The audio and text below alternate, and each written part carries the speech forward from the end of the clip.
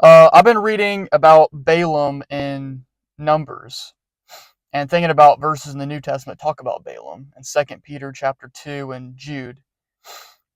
Or like it says that like people go the way of the heir of Balaam, seeking after reward. And that's serving God, expecting something in return.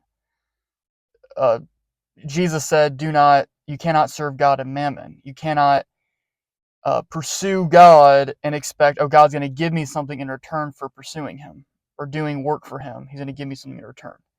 God doesn't operate that way. God's your Father. You're supposed to obey your Father no matter if He rewards you or not. Obedience is not something you do to get something in return. It's something that you do because you're supposed to do it.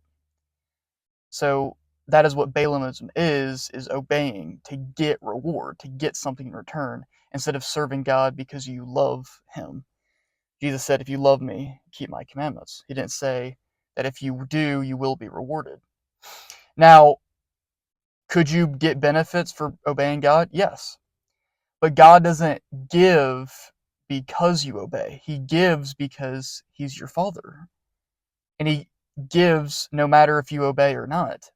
There's many times in the Old Testament where people were not obeying, but God blessed them. And there was times where they were obeying and God didn't bless them. And like think about Jesus. Jesus obeyed perfectly, but was He blessed? No, He was cursed by dying on the cross for our sins. So obedience doesn't necessarily mean that you're going to be blessed. You could be persecuted for doing good. So, yeah, reward wage system is not biblical. We serve God because we want to. We want to serve Him.